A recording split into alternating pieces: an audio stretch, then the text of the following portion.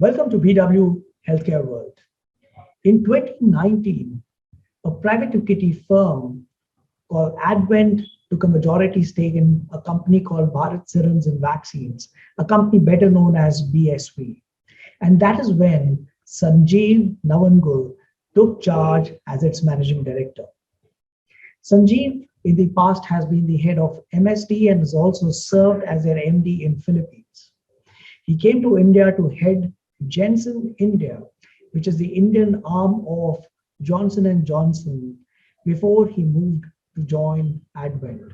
Now, when Advent took over the majority holding in BSV, Sanjeev was given the responsibility to transform BSV and scale the business and make it future ready to take on the growth challenges of the pharma and biotechnology sector. Today, we speak with Sanjeev to understand his vision, how he's transforming BSV, and what does the future of BSV look like in India. Sanjeev, first of all, thank you so much for joining us on BW Healthcare World. My first question to you is, in fact, before I even get into the questions, I'm very keen to understand the pandemic story at BSV. It's a fairly long story, but to keep it short, I think when pandemic hit, uh, you know, the initial few days were probably the same like anybody else. Like we got 48 hours to get ourselves acclimatized to the lockdown story, and we same time got messages from the government that pharmaceutical companies cannot stop. So we didn't know how to deal with these two things. On one hand, the government is saying you can't do anything. On the second hand, they are saying you people, you have to be at work. When we tried to work through the system, we realized that how to get people to work. No transportation, no permissions, police stopping you, and there were no instructions flowing down the system to say allow these people. So fortunately in that week we got to participate in the meeting with the government on how to organize in the pandemic. A few of us got an opportunity to spend time, and we gave this feedback that you cannot have a system which doesn't respond to this and say that you do this. So I think the government was very quick, very, very quick. I must say that they sent out instructions very quickly. By another, I think 48 hours, the police knew what passes to issue. The traffic police knew what to check. The factories knew what they can work on. The logistics systems, trucks knew what to do. So at base level, everything was organized within 48 hours. And in the week itself, we were on. And the big problem was to tell our workers to come back to the factory, because the village sarpanches had taken a stand that people cannot come in. People can't leave houses. This is risk to the rest of the society in the villages. How do you tell that? So this was never our forte, but we had to develop social communication skills to tell them that, look, why this is important for the country. And what they are doing is what soldiers do at the border. I think we try to use that analogy to ensure that people also feel good about it, and also, we get some, let's say, brownie points to allow sarpanches to understand what services this are. And on top of it, the threat that this is what the government has said, that everybody should be at work. But we had to take care of safety of people. As people came back, or R&D people could not stop their experiments, and then so on twin track, one, we started seeing that our manufacturing starts going. On the other track was the fact that we had R&D people coming to us and saying, we have different ideas. I think we know what we can do in this situation, and we can treat the virus. Now, this was with a lot of excitement. People came in with a lot of ideas. And I had to tell them, meet them, and distill them into 3 ideas that are workable. So they came up with 3 workable ideas that these 3 things can work. One of our drugs can work because in the early stages, we realized that there is inflammation in virus infection, and lungs are getting inflamed or whatever are getting inflamed. So how do you cut down on inflammation? So we had a drug which works on different pathways. So I said, okay, this is something I'm ready to work and think about. Second, they came up with a COVID antibody idea. They said we use antibodies for snake venoms, for horse serum, of this equine rabies. So why can't we do it for this? Get us the spike protein and we will build an antibody. So that was R&D. On the other hand, we realized that as the disease progressed in the first month, we started realizing that as a company, we have a large role to play because we manufacture some of the drugs that might be required for regular treatment. And that became it was like we were chasing our own tail, that how much to manufacture, where to manufacture. We couldn't get our field people into the market, so we couldn't go and talk to doctors. But then I think the captivating story of how online connectivity started, what we are doing today, I think we would have thought otherwise. I said we should meet in person. But I think this is how things change, and we could reach out to medical community in hospitals, tell the doctors, try this, try this. This is the data that we have. Can you work on this? And we started manufacturing the medicines required for it also. So one of our medicines, Lonopin, the enoxaparin, I think, was in huge demand because the Italian doctors who had done the postmortems had realized that clotting is one of the major features, and therefore you need an anti-clotting agent, and therefore enoxaparin was chosen one. Government started having weekly calls with us on how's the manufacturing happening, and we were amongst the eight or 10 companies which were on every call because we were amongst the major manufacturers for enoxaparin, for olinastatin, the drug that I mentioned to you, for our R&D story that is happening on COVID antibody, for our blood plasma products.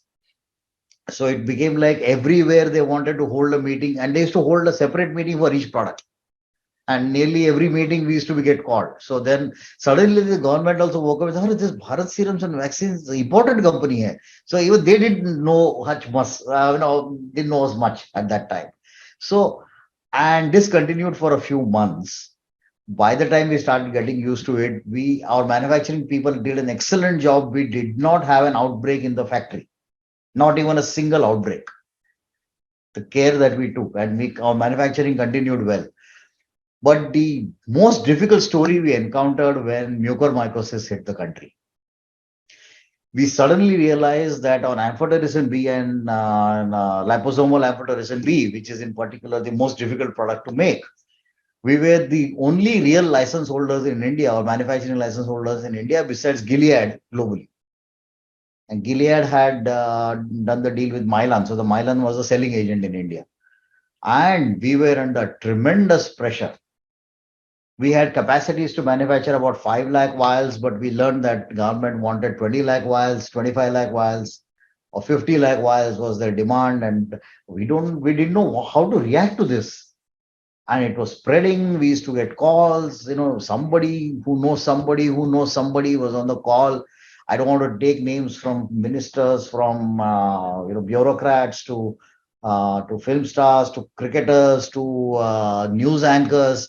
You name them, everybody used to call 24 hours of the day. My team was on duty 24/7 for the next 2.5 months, 2.5 months. We increased the manufacturing capacity by simple changes, by really highly creative means, from 5 lakh vials to 24 lakh vials. This was an amazing story for us. And we were proud to say that we saved a lot of lives in that period. We really saved a lot of lives, and we became front and center in discussions. The ministry acknowledged our effort. The current minister of health used to actually call me every Thursday, 4 p.m. sharp, speak 2 minutes. Hope you're doing well. Is everything okay? How much have you manufactured? Do you need anything? And used to put down the phone after my quick answers. But to that extent, everybody was concerned about how things are going to move. Our people were on the ground, running around everywhere, trying to ensure medicines reached, logistics. We had, the government used to ration the product. Central government used to be on calls at least 15 times in a day. And I should not say day, I should say 24/7. I used to attend calls at 2:30 p.m. in the night from government. They used to work, we used to work. The other thing we saw that as we were going forward with our clinical trials for the COVID antibody, we have made presentation 11:30 in the night to the government authorities who were sitting there whole day and night and trying to look at proposals and see how to encourage treatments. So it was a massive period. The company got a great boost. We did good business, but more importantly, we saved a lot of lives and gave our company a sense of new purpose. That we are a very important company, that we do something that delivers value to human mankind, to Indian citizens. And suddenly, there was a lot of recognition for the company. The Maharashtra Health Minister actually visited our office and our R&D as a thank you, just as a sheer thank you for a couple of hours he spent here with our people, Yeah, even though late in the evening. I think he came around 7:30, left at 9:30, but he spent those 2 hours with us. lovely. So to that extent, everybody appreciated what happened, and our people really felt good. And since then, I can tell you there is a transformation in feeling in the company that we are an important company. We we mean something to society in India, and we do contribute to India. So there was a big transformation for us in terms of. I think it was more psychological transformation than a business transformation. A business transformation happened in efficiencies, manufacturing, focus of products, R&D experimentation. Those all things suddenly were of, but I think to me, the biggest transformation was a psychological transformation for employees. No, I totally agree because, at the end of the day, we all know that people matter. And the psychological transformation actually definitely leads to the business transformation. So it's a precursor to that. We know that pandemic changed a lot of things for everyone. And one of the things that happened is that now India is being known and recognized as a pharmacy to the world. Yeah. Now we have come a long way, but somehow, as we discussed earlier, that we've missed the chemistry R&D revolution, and all we had been doing was, in the name of R&D, was trying to copy stuff and produce it for the local market. Uh, where are we headed, and what is the next big thing in R&D that we as a nation see an opportunity as? I think, Harvinder, this is a very, very important question for all of us to answer. And I hope that the psychological transformation required for us to look at this sector also happens. The reason being, I think, look, healthcare is here, healthcare issues are here to stay globally. Healthcare issues might keep changing over a period of time, like we went through serious infectious diseases in 20th century, but vaccines managed a lot of that stuff. We entered a phase of chronic care diseases as age is going up and life expectancy going up has really caused that. We are now seeing different kinds of autoimmune diseases like so you see you have memory losses, you have Alzheimer's, you have so different diseases are causing us heartache. We are also seeing that we are able now to manage a certain lifestyle and let's say a certain lifespan with most of our medicines that we have with the chemistry drugs revolution that happened, R&D revolution that happened in for last 40, 50 years. And it started with what I call as the receptor moment. People discovered receptor and understood how to get a drug done. So it was a fantastic period for us, but we have reached a wall. We have reached a wall in the sense that the next part of the story is going to be customized medicine, more cure than treatment. Why do we treat diseases when we cannot think of cure? Can we cure diseases? And there are serious researchers happening now. I think the only place where research reached a great level was anti-infectives, and therefore we saw a lot of success in infection rates. But then we also have given birth to antimicrobial resistance with us. So there's another problem that we created with it. But look at central nervous system. I think we still don't understand beyond 5-10% of how this system works and how do we treat those diseases like Alzheimer's I mentioned. Yeah, so it's still very early days for us to understand those kinds of diseases. But then we are also looking at hypertension, diabetes, and saying, oh, the basic cause is inflammation. What can I do for it? Or can probiotic treat gestational diabetes. So we are starting to think a lot more deeply about these things. And therefore, biologics are now to the fore. But biologics by nature are large molecules, difficult to make, difficult to think through, but have more curability factor or reversibility factor than the chemistry of drugs who maintain. So India did a great job in chemistry by ensuring that India builds a lot of manufacturing capacity, skills, a lot of quality management skills, and a lot of export management skills at a low cost. And therefore, we are now front and center. We are at the square of a lot of government saving a lot of money. So maybe US government saves $100 billion a year just because of India's exports. And we say one fourth or one third of the tablets consumed in the US or in Europe are manufactured by Indian companies, which is a great thing in terms of where we reached. Um, but now that we have reached there, Indian companies should also think that is this really what we are meant for? Can we not go up the value chain? Can we not be the right part of the industry? Because currently we are just 2% of the value. We might be 8-10% of the volume, but we are just 2% of the value. And for a country like this to say that we are 2% of the value makes no sense. On the other hand, the whole biologics revolution or the new wave of R&D that is happening, look at what is happening. Look at one drug, Keytruda of Merck, $5.4 billion quarterly sales. So that's about $22 billion a year. India's exports of pharmaceuticals is $25 billion or $27 billion, let's say. So one drug by one company is equal to India's exports. And that's where the future is. And therefore, for that, we need a very strong biotech revolution in India. We need very strong biotech companies in India.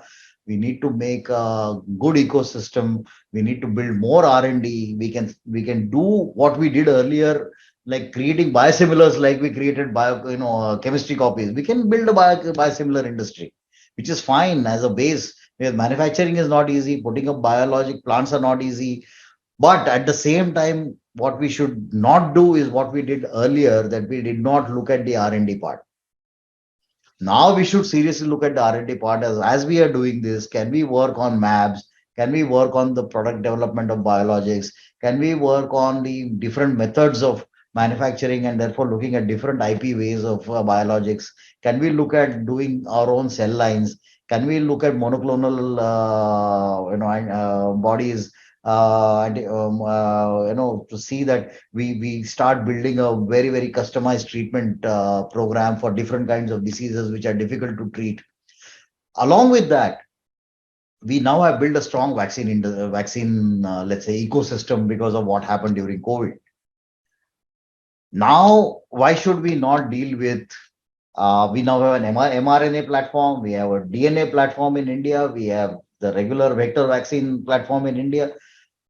Now we should tackle TB, malaria, dengue, chikungunya, all these kinds of diseases we should tackle. So if we do all these things, there is a lot more future.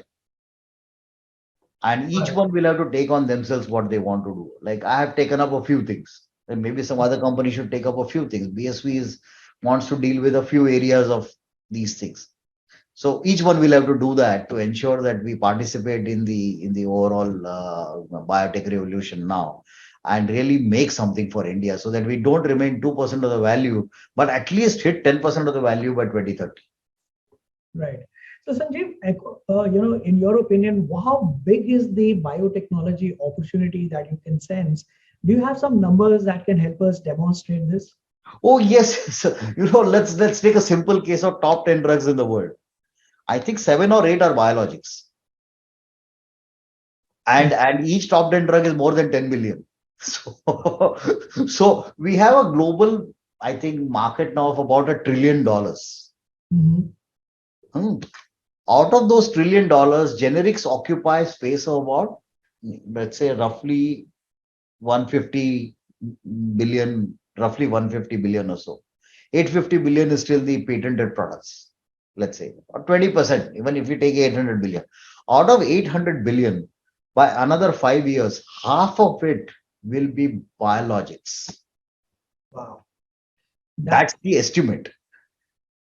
Even if it is not half, even if it is 200, 300 billion, you can imagine the size we are talking of biologic drugs. Right. Right. And you need one drug to, can you imagine, as I told you, one drug is India's exports, pharmaceutical exports.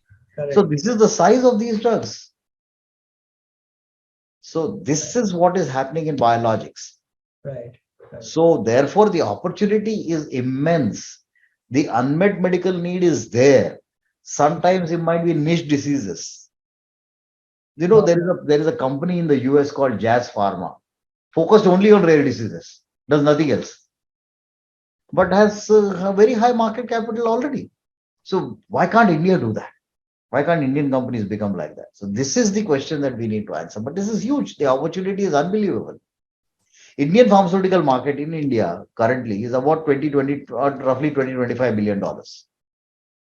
right. Our exports are 2020 about the same. So about a 40 to $50 billion market. Mhm. Imagine we have 10 drugs in biologics that we do well. So what has stopped the Indian companies to invest in this in the So past? I think when market was available through the easier path, we never took the difficult path. So it's a question of two roads, which road to take at what time. The financial incentive was bigger on the other road, but the work was harder, the investment was higher. At some stage, we did not have the money as companies, but now we have reasonable money, and we can start the way we can start. It's not that it requires the moon and a kidney to make something out of it anymore. Yeah, we can certainly work on these things. Right. So now I think we cannot make that excuse that we did not have the resources. I think there was a time when resources, skills, scientists, ecosystem, government participation was very limited. Mhm. Today, we have a good ecosystem. Our connectivity with the world is great. We have good pool of scientists who understands biology a lot. We have companies which have money to invest, and we have a government which has become very supportive of R&D, understanding that the story cannot be missed now. We have been shouting for several years, but probably now it's hitting the right spots where people are now coming forward and saying, "Yeah, let's do this." So we have a perfect storm for us to deliver the new wave. Got it. I think that's a very valid point that the intent to consciously take the tough path wasn't there. I think now the ecosystem is all geared up to allow companies to look at that particular path. Now, Sanjeev, Bharat Serums and Vaccines is focusing on women's health, and the organization is becoming focused on women's health.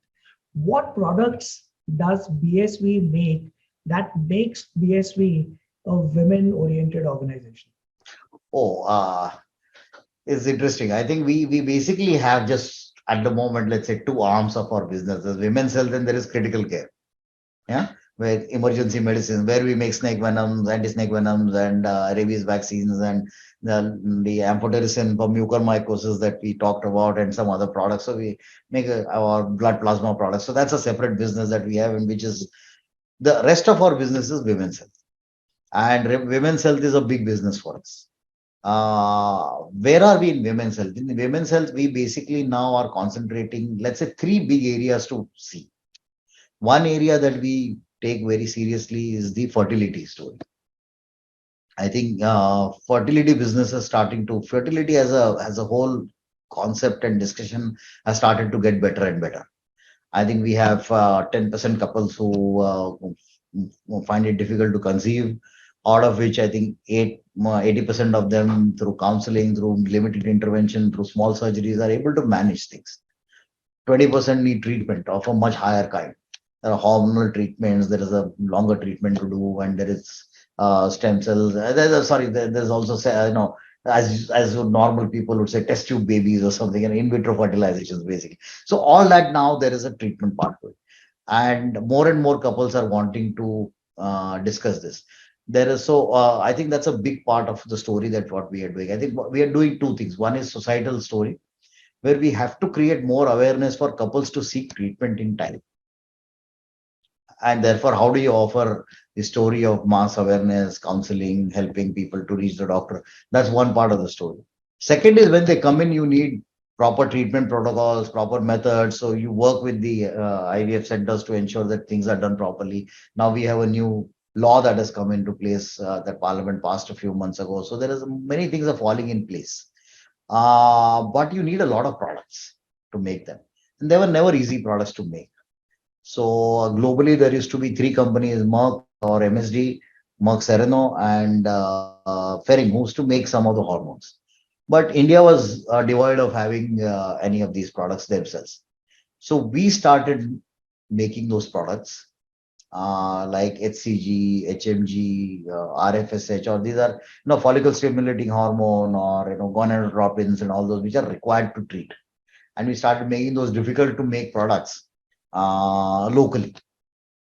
In fact, to ensure high quality of purification for API, we actually built a USFD approved plant in Germany for APIs, so that we get the raw material, bring it to Germany, make good APIs, bring it to India, and give a good product to the doctor, so the doctor can't say that, will you be able to compete with MNCs?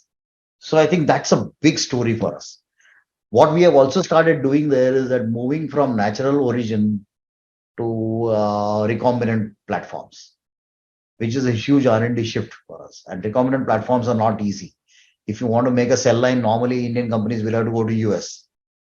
So we are now we have started a big program which is why can't we make recombinant products in India cell lines ourselves?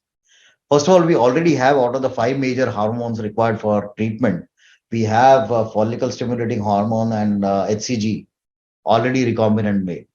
Now three are left: choriolitropin, HMG, and LH.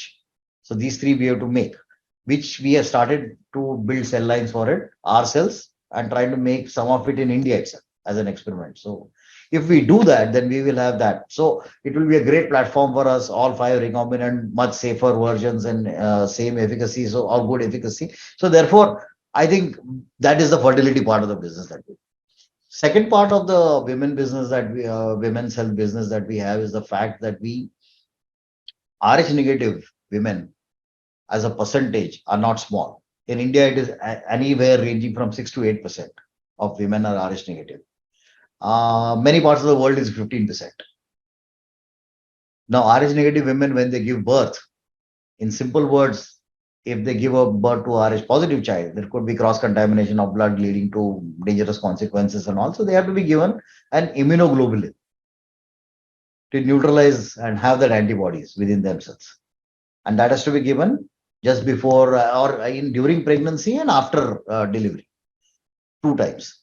Now, globally, the product was made by, I think, earlier by J&J, and now they have sold the product to somebody else 10 years ago. But it was a human cell made product.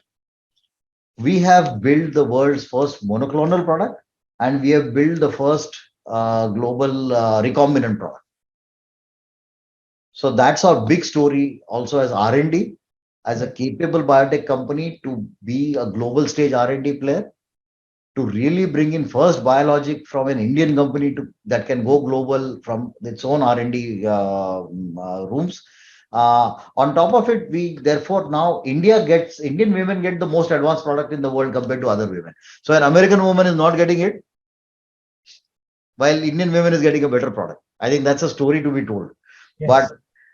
But that's the second part. I think we have taken that part very seriously, and we are working on that. And we create a lot of rural awareness on blood typing.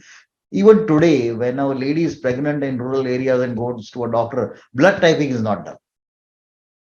So we still don't know whether she's Rh positive or Rh negative. So we are working with governments, and we made nice jingles. For example, UP government ran it on all the radio stations. So we're trying to work with governments to get this more understood by people.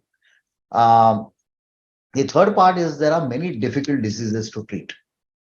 Postmenopausal situations, endometriosis. There are several situations in a woman's life that she encounters.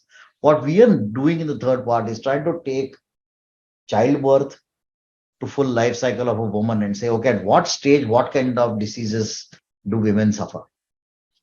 And what are the interventions that are required for that? And if interventions are required, what kind of serious interventions we need to make, and therefore let's make the medication accordingly. So therefore, we are now working through a situation where it would help us to ensure that women's health is seriously addressed through all the serious interventions that are required. We do not make a few products, like we don't make iron tablets or hematinics, or we don't make contraceptives, which are generally available everywhere, because there are a lot of people doing those things. But for every serious disease in women's health, we are trying to participate in. We had some gaps in our portfolio. For that, we even bought business of a company in South, and we bought their business to ensure that we fill in some.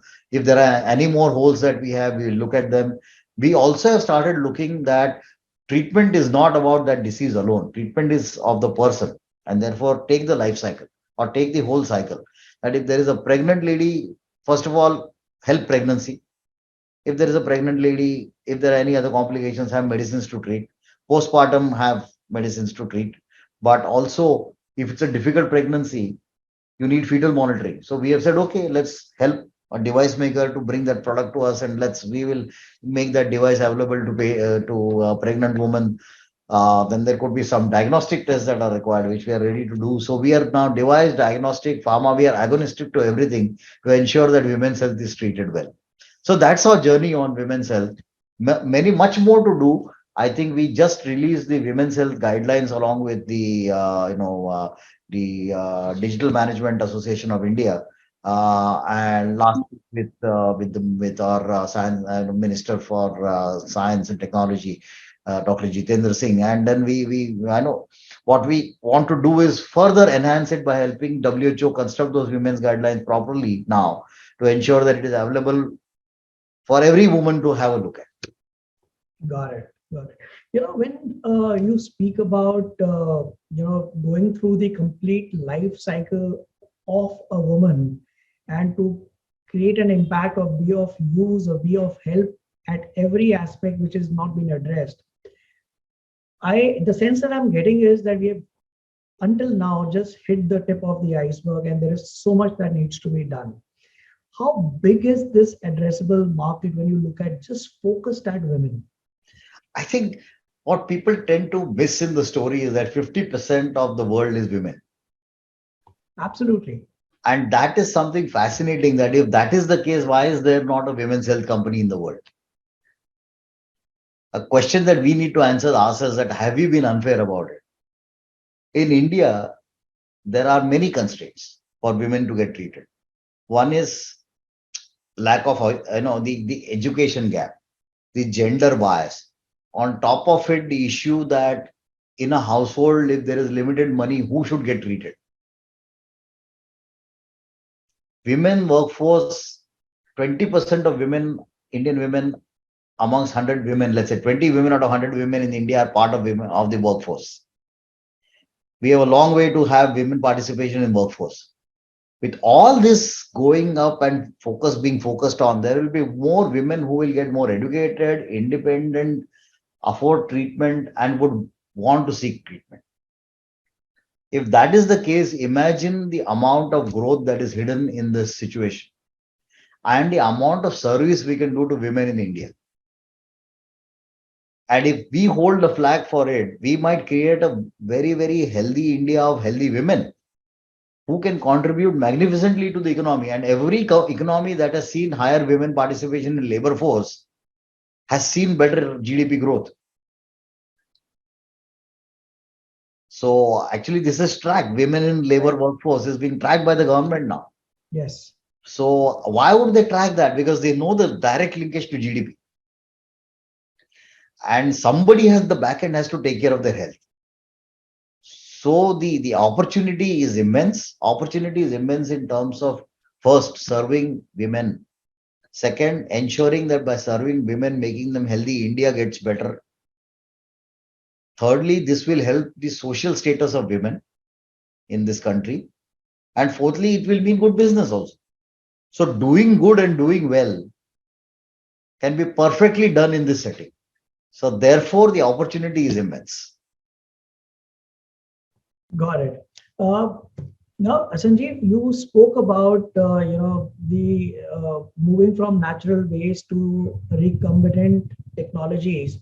Now, not many innovations come out of India for the world. Can you explain how you thought of this and took that initiative and did something which is being produced or developed in India for the world? So I think, Harvinder, it's important to study this, that people focus on markets. When they focus on markets and business, they focus on what is the addressable market today. And therefore, they look at the opportunities of today.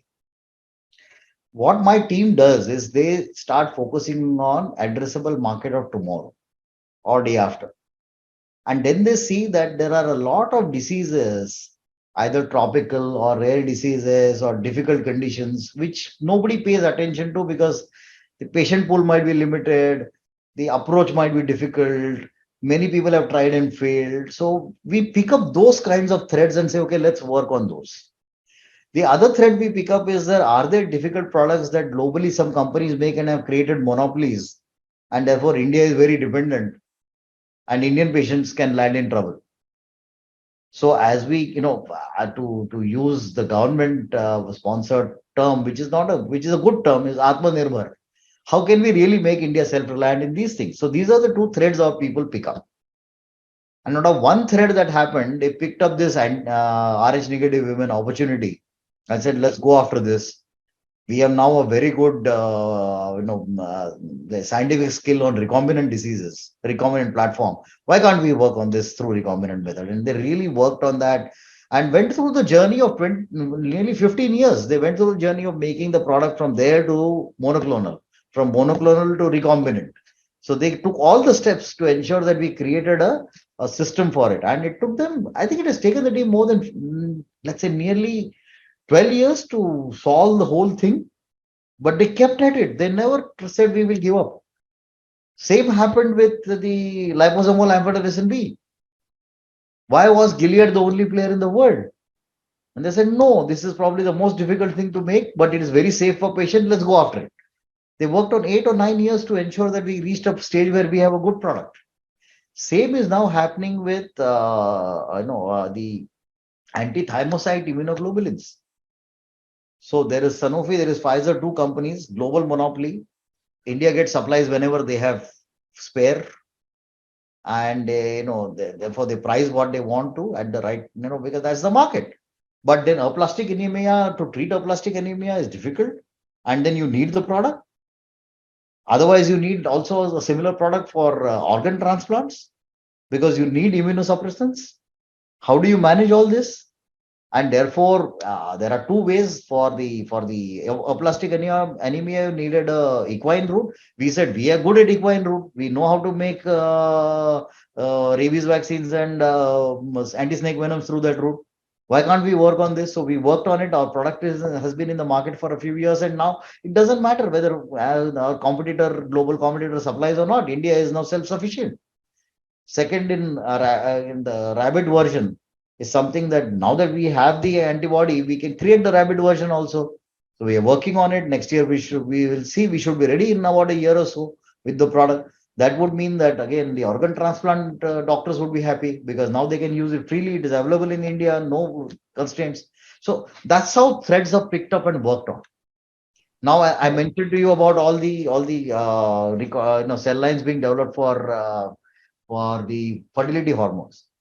What we picked up is three big companies globally, different products with them, and they keep monopolizing it. But no company has all the products together. So our scientists said, why not we have a company where we have all the products? Let's be unique. Right. So that's how scientists work, and therefore they have decided that world is our market. We are not going to think India.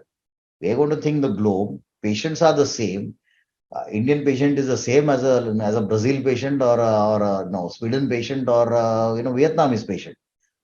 We need to treat everyone, and that's how they think about it. So none of our presentations by scientists start by saying that this is the incidence and prevalence in India. They say this is the incidence and prevalence in the world. Right. Right. which is very, very good for us to think through. And I think these are the basics of building an international company and a global company. We still long way away from the size and shape we need to be. But if people start thinking the right way, one day they will see the sunrise.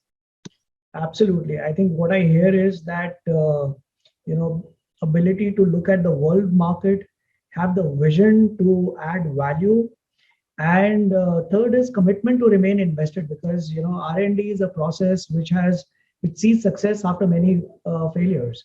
So I think commitment to remain invested is a very big you know uh, management thought that needs to be there to be able to make a difference.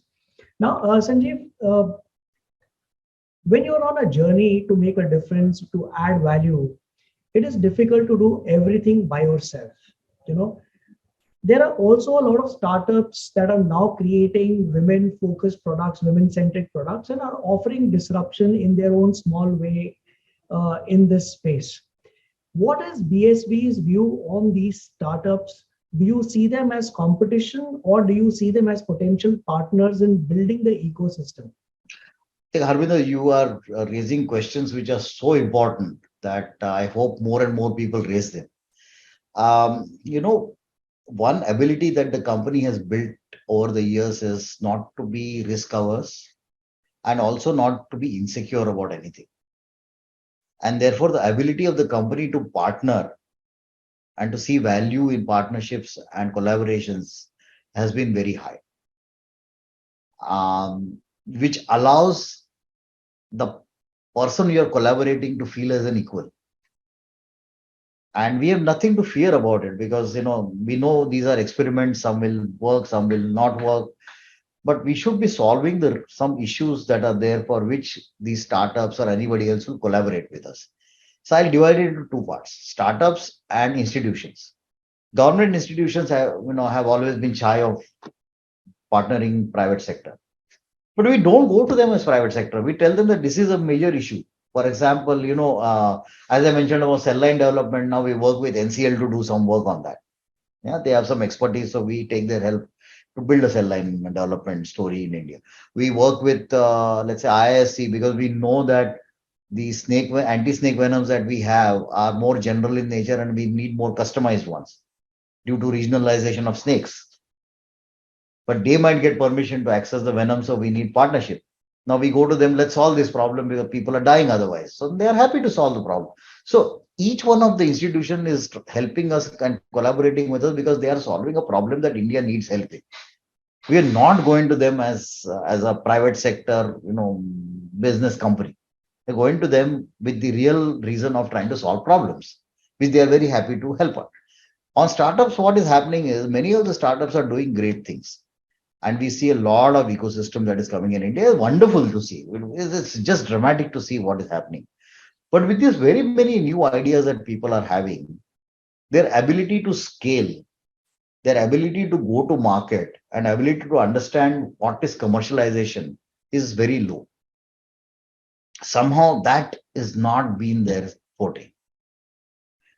We come in by saying that, okay, you know what you do, we know what we do.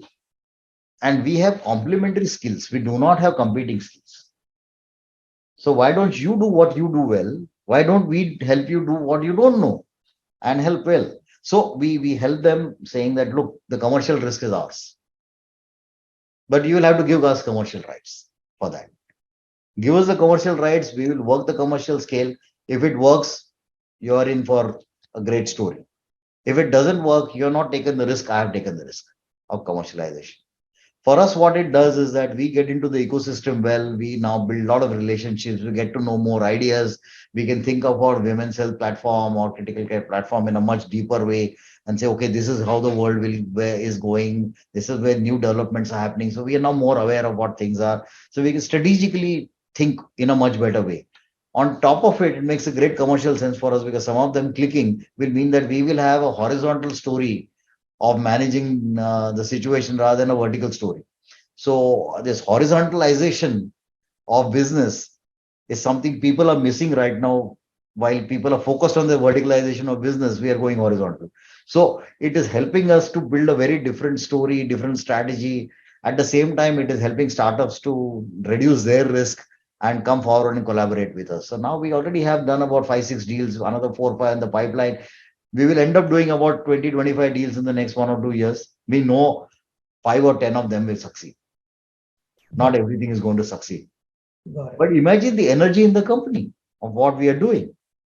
The people are thrilled, they want to experiment, they want to try and more things. Our field people are excited to talk to doctors that we are solving these kinds of problems. The doctors are feeling that this company is very different. So there is overall this sentiment which comes along with it, which is important for us also. So there are rub-off effects which we should not ignore. Right. But clearly, front and center of our strategy is that we need to build more and more collaborations to get things done. We don't know everything, and that will remain forever. We will never know everything to do. Got it. That's a very humble way of expressing it, Sanjeev. I really appreciate that. But Sanjeev, is this limited to some kind of a collaboration, or do you also involve yourselves into incubating these startups and even investing in them? So, Harvinder, it's a one step at a time story. I think how do we invest in them? We tell them, look, you have invested X amount, we'll give you signing rights for commercial rights, so much money. So this is an investment in a way. They get some part of the return immediately. So there are different commercial ways that we work out with them to ensure that they feel good about it. But and this is a nice way of incubation because what they need is support. If they start getting revenue, they can incubate more. They can try and do more. I think what we need to understand is that the more value we generate for them commercially, the better they can work on their own ideas and get better at that. So that's a very different way of looking at it rather than just being a smart investor in them. Because a smart investor is a passive investor. We are an active investor. Got it. That's a question of transaction of money. We are actually transacting to build the sector. Right. So I think our contribution in the end will be a much bigger contribution the way we are going. Right. I have a very, a thought that has come into my mind, something which I had not planned, but I must ask you this. Uh, are there any labs or are you looking at creating, because, R&D is one area which has not got its focus. There could be so many people who have the thought process and the intelligence and the know-how to focus on R&D to create new products, but they may not have the infrastructure. So are there any incubation labs where people can come in and do R&D, which is at your facility or any facility? This is a very, very good point, Harvinder. In reality, actually, there are now such labs. So I think the first concept was actually done in my ex-company, Johnson & Johnson, where they used to call it as J Labs. The J Labs are a plug and play place. So they are in a few places in the world where you come in as a scientist, you say, this is my idea, I want to work, but I don't have any permissions, licenses, this, that, and also. The facility has everything. So the person comes in and does whatever he or she wants to do, rents it in that way, the facility, for a very nominal sum. If the idea comes through, if things come through, he or she has the choice to work with that company, with JJ, or not to work with them. That also is left open. But that is how they were building a very big ecosystem. Do we have that in India? I think somewhere, I think what we had in India, we have a system where BIRAC or some other institutions are trying to provide money for you people to do that, scientists to do that on their own. We still do not have, as a company, we don't have this in a full-fledged form. But what we do have is saying, we have told scientists, if you have an idea and you want to work with us, come over, work here and work with us, which is okay for us to do. Like some of our collaborations like NCL and all, they have a cell line story there, they want to do something, they will come here and do the work along with us. Got it. On our ideas. So it helps us to collaborate, So I think we are starting this collaborations and we will see if it goes further, if it gets better, if we start building a much better financial system, then we might even tell them, okay, come over and work, whatever your idea is, just come over and work here. It's okay. So, but it's a great idea what you raised. These are ideas that have now started to happening all over the world. India is still maybe a couple of steps behind this. Got it. So Sanjeev, being a women-focused organization, I'm coming back to that. requires a certain thought process, you know, and also a culture management. Like you just said that, there aren't enough women coming forward to seek healthcare resolve. Now, what are you as a leader at BSV doing to evangelize this culture both internally as well as externally? And the reason I ask you this is because in the industry, it is the teams led by women which have been traditionally creating products for women, you know. And externally, women health is not, or in the past at least, has not been a priority, even when it comes to accessing healthcare. Do we need to look at building and transforming the whole ecosystem and not just the products? So internally, yes, I think our women workforce has doubled in last 3 years, a little, actually more than doubled. So is it a great number yet? No. But for example, when I go out of this room, my office, in the hall, there were two women sitting when I joined this place 2.5 years, 3 years ago. Today, there are more women than men there in that hall. So we have to contribute ourselves to do something about it. Skill wise, there is no difference. Ability wise, there is no difference. Why is there a difference in selection? So first of all, how to create a gender neutral story in employment, in opportunities, something. It may be a slight bias, 50.5, 49.5 bias. You have to have that slight bias. Yeah. So and do that to push the system. In our R&D, there are, I think, a lot more women now. So we must encourage that. So that's happening. Internally, a lot more is happening. I think we also celebrate a lot more of women's health or women's day or whatever. We celebrate a little more now, so it helps.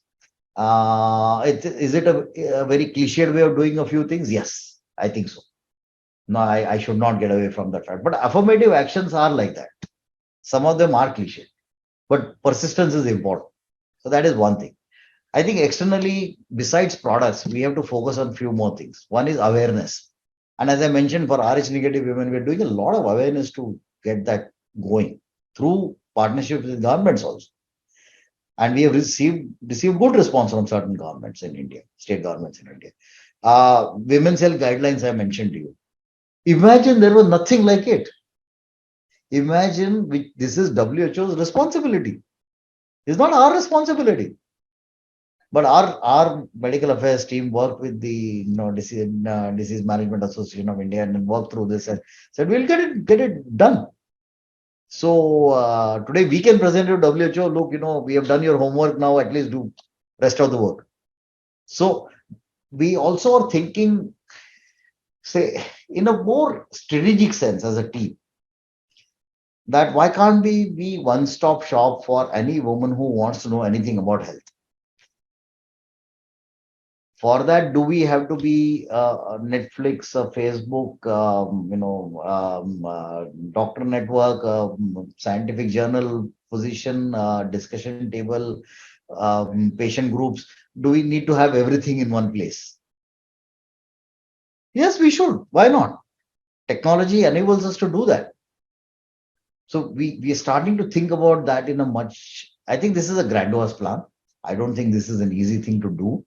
I'm not even sure where we will reach with all this, but as a team, we have to start making strategic sense of these kinds of things. And if you ask us, are there pieces of the stuff we are doing? Yes, we are doing. For example, as I mentioned to you about guidelines, I mentioned to you about awareness. Look at microfinance. We have brought microfinance to IVF. So we're starting to put the pieces together for the puzzle, but the whole story is a long way away. But do we have a dream? Do we have a thinking around it? Do we have a sketch of what we need to go, where we need to go 20 years down the line? Yes, I think we clearly know where we want to go. Got it. I think that's a very beautiful vision that you have in your mind, because if you put the thought there, I think action will follow. Uh, Now, Sanjeev, healthcare opportunity usually depends, to the best of my knowledge, on three pillars. And one is accessibility, the quality, and affordability. Right now, in a country like India, where out-of-pocket expenses are very, very high, what is BSP's view on how it will create accessibility true quality products by making them affordable to the interiors of our nation. Yeah. I Because think we're typically, creating products which are like hormone based, etc., which are usually expensive products. so. I am happy that you put accessibility before affordability. Now, this is one mistake that we do in our country. If affordability was the only criteria, then why at 50 paisa iron tablet, we should have no anemia in this country. It's not a question of affordability. It is first is about accessibility. Access is much bigger issue in this country. Affordability is a later point. I think accessibility to a lot of stuff, medicines, doctors, health infrastructure, there are many big problems to solve there. What are we trying to do is build awareness among community to ask for health treatment or health seeking behavior. So we are forcing people to say that if I am, let's say, a lady who is pregnant has to go to a doctor, or a delivery should happen in a proper place. So I think these are things where a lot of awareness has to, and we have to work with a lot of NGOs, governments, self-help groups, a lot of groups we need to help through to ensure that this happens. So that's a very separate part of the work which we should continue to do. Because if there is health-seeking behavior, people will have to create access and create accessibility points. Infrastructure will be done. And if infrastructure is done, then medicines will reach there. So that is very, and it's a long journey. But we are pushing the envelope there and trying to push very hard. People made jingles in 8 languages in no time, Right. to ensure that it reaches a lot more people. So this is extremely important that we concentrate on that part. As regards quality, I think very important. We deal mostly injectables, so we need to have a quality management system that works very well. So we have, we even have implemented a system now currently called LIMS, which is known as one of the most advanced quality management systems used by the best companies in the world. So we are not trying to compromise anywhere there. It's a tough thing to do. For example, it allows zero manual intervention. So nobody can do, fudge with anything. Nobody can touch anything. So that allows, more credibility to the system. So quality is very important. The third part is on affordability. Now, on affordability, what are we doing? As I said, Atmanirbhar story, make it in India in a much easier way, much simplified process way. Automatically, the product becomes that much more cheaper. And import dependence has to be reduced. For example, look at our own company. We had, when 3 years ago, we had 51 or 52% of our raw materials as imported. Today, it's down to 30s, into early 30s. So that's the change we are making in raw material. Similarly, we are trying to do for packing material. So we are helping domestic manufacturers to build their own skills by saying, okay, we will give you forward-looking orders. You build this, we will buy, but you pass the quality test. Right. So that's how you can build a system by which you reduce import dependence, and therefore your costs go down, your input costs go down, and therefore you build much cheaper products. Got it. So it doesn't affect your profitability so much as it might affect the pricing for the patient. Right. And that's the only way out. The other thing that we need to do is now we need to start collaborating more and more with insurance companies, with government agencies, to include many of these diseases into their system. So there are, IVF is still not reimbursed because I think in our country people think it is not a priority story. We already have a population which is unmanageable. So is this really something that we need to solve right now from a reimbursement story? Yes. But the people who suffer, they suffer. Yeah. What about them? Absolutely. So how to put up a fight for them? Well, I think this is extremely important because I was speaking to Dr. Nitish of Indira IVF, and you also brought this up because it is not just one cycle of IVF. There could be multiple cycles of IVF. There could be multiple times that you need to spend the money, and which is a big deterrent for seeking help. So I think that's a very valid point that you brought up. So Sanjeev, BSVs, like you just mentioned, that BSV's forte has been injectables and vaccines, right? Is it going to remain, or can we expect some changes in this regard? Would you go beyond pharma to include digital devices, digital therapeutics? What will be the role of tech in the future of BSV? I think I have always thought this way that tech is integral to everything, and tech is not something separate. So if we want to bring in digital therapeutics, then it has to be part of the total therapeutic treatments. So how our thinking right now is to incorporate everything inside. For example, we do that for as I mentioned to you about the fetal monitoring system. That now we have a device by which you can just apply like a belt and you can transmit information to the doctor and the patient. The lady need not move from her bed and take risk of traveling to go to the doctor for fetal monitoring. So we are incorporating this. Now this is in a way this combines digital devices, technology, information sharing in a very simplistic way. So are we doing these things? Yes, very much. And are we going to go more and more like this? Yes, I think we will. I don't think there is a choice. The choice was with the companies to think through this carefully and understand that they cannot stand here and say we are supply chain companies of medicines, but to start thinking that we are here to solve unmet medical needs and create treatment options for the government, for the patient. And that's what we are thinking.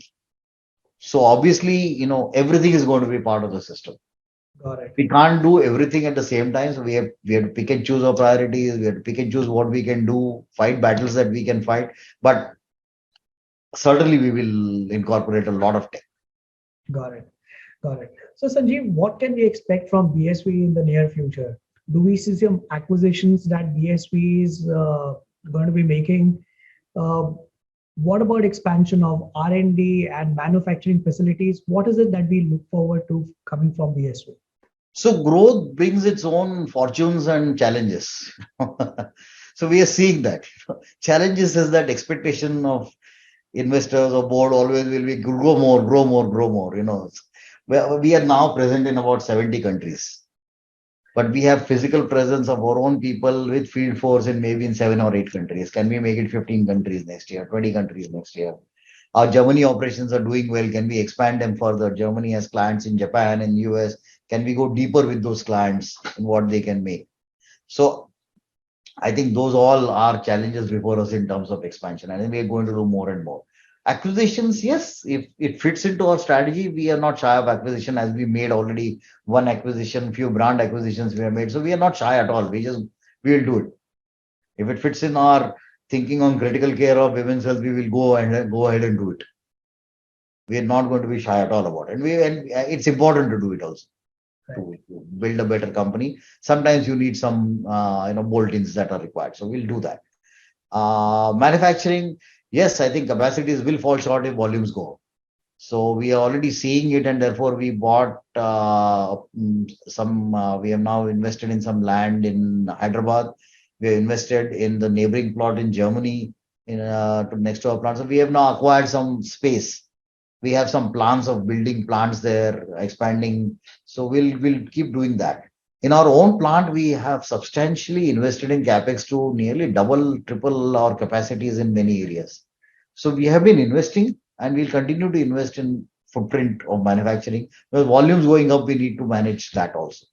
Fortunately, in India, what happens is basically for Indian market, not so much for export market, there are good CMOs in India. So in between, if you have any gap, you can approach somebody. But there also, we don't do it in fits and start. We build a long relationship. So for us, it is not a CMO, it is a partner. So we're doing that. But yes, clearly you can expect all that. That's a fallout of business. Got it. Got it. So, Sanjeev, pharmaceutical is one sector which is highly regulated. Is there anything that is your ask from the government to help the sector grow, especially in the areas that BSV is focusing on, biotechnology, women's health? So I think my singular push these days to government is that let's not miss the biotechnology bus. Find schemes, incentives, support, whichever way you want to find everything that you can find, but support biotechnology research. And not only support research on the ground, but also help Indian companies go to markets where normally they would not go with their own work, and help them seek approval. So create regulatory pathways, create regulatory channels between Indian government and US FDA, Indian government and EU, Indian government and Japanese FDA. So how do you create that Indian regulators creating that channel or corridor with the regulatory of those agencies, of those countries, so that companies can work through them and create access for their own products. So do the full thing. Don't just support R&D, help even in going globally for those. So that has been my push. And if we do that only for biotechnology sector, it is enough. I think that's a very beautiful point that you brought up, because usually people are, when you think about regulatory, it is always restricted to what is it that you can do within the country. But to see governments help to open doors to other economies is something which is very, very important. Now, Sanjeev, one more question related to VSV is that uh, do you think that the pharma sector is facing the challenge the in trained workforce? I mean, when you're looking at R&D, do you think we have enough trained workforce available to fuel the R&D that India needs? Or if not, then what do you think as a business leader needs to be done? I think, look, education wise, I don't think India lacks now. India has a lot of education done in these sectors. Yeah. Are they employable and are they ready for the game that is required? Probably that's the gap that we need to transverse. Also build a much more fluid system between institutions. Like IISCR will have great scientists studied all over the world, or I am taking Chandigarh as great biologists. Why can't they flow in for 2 years into private sector, go back? How do we create that fluidity of scientists within the system for them to be able to come and work for a particular project that is happening in a company and go back to their institution? So if we create that fluidity, then there is enough skill that would be available to companies also. So I don't think that is the issue. So I think where the issue lies is how regulators are changing world over. Therefore, what should we plan in advance? How markets try to close doors by creating barriers, and how do we deal with those? Those are strategic choices to make, and therefore, India has the opportunity. See, India has very few exports where India can claim they are in the top game. So pharmaceuticals is one of them. Or so a trade mission in Germany should have somebody who deals with pharmaceuticals. So that's how we will have to create a conjunction between everything to create that force that is required. Money is coming in. Money is coming in, and government should incentivize more and more the R&D that is required. So I think this sector is set to do well, provided we ensure we don't make the mistakes that we made 30, 40 years ago. Right. Right. So, Sanjeev, my last two questions are related to you, right? What drives you as a human being today? I mean, I have known you. I've met you the last time when you visited Delhi. You have made the money, so you don't. I'm definitely sure that you're not working for money. You're not working for fame. What keeps you excited as a business leader and impactful human being today? I think each one of us gets an opportunity in life to make an impact. And we cannot make impact. And if I try to be a writer like Rabindranath Tagore, I'll fail. I don't think that's my forte. Or if I try to, be in politics and be our prime minister, I can't. That's not. I don't know how to do that. They probably have more difficult jobs than what I do. But I certainly know a few things. I certainly know my sector. Yeah. So it's important that I ensure I contribute to my sector doing well and think globally for my sector. Ensure that my sector becomes world class in whichever place I am. So if I'm here, I want to make India world class. If I was earlier in some other place, I worked a lot on Indian TB situation because there was a global company with interest in TB. So I did a lot of work for TB in India. So wherever I have to be and I have been, the most important thing is how can I contribute to the best of my ability to where I. That's extremely important. The second thing that drives me is the fact that look, amongst many sufferings in this world, health suffering is the worst of its kind. I think if you have good health, you don't realize how much blessed you are. In India, look at the social factors. Life expectancy becomes low for people if there are health issues. Families break because of that. You imagine, because of out-of-pocket expenses, how much impact poverty has on healthcare.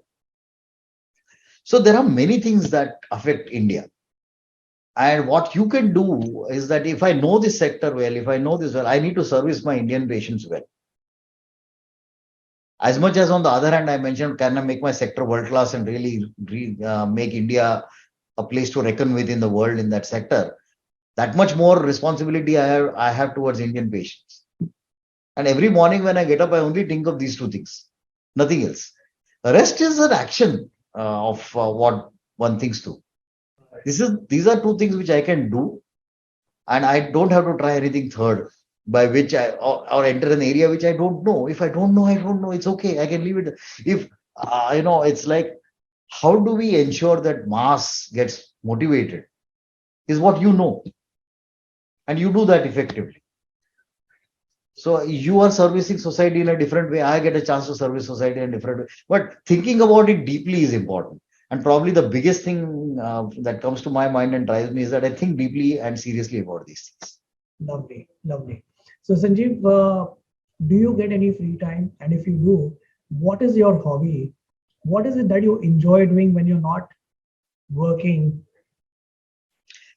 It's funny, Harvinder, 20 years ago, if somebody asked me, do you have time? I used to say no. And I used to find, I used to claim I'm very busy, work 16 hours a day. And today when I look back at myself, and I used to wonder, what was I doing? Today, if somebody comes and tells me, oh, do you have time for this or something? I say yes. So obviously, I think I've sorted out my priorities in life. And I find time wherever possible to devote to my hobbies. For example, I'm a mad enthusiast about sports. Right.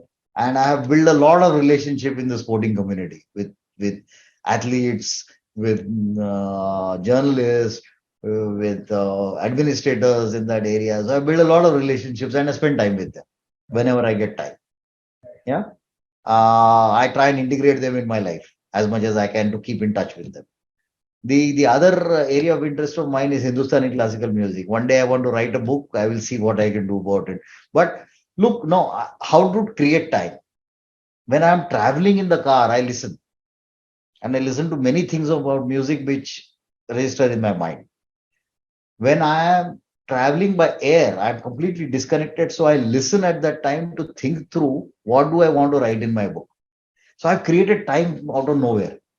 I can't read in the car basically because I have specs and my number is a little high. So it gives me a headache. So, but then I have to improvise on my weakness, but I can certainly listen and I can therefore listen to rather than wasting time or doing nothing.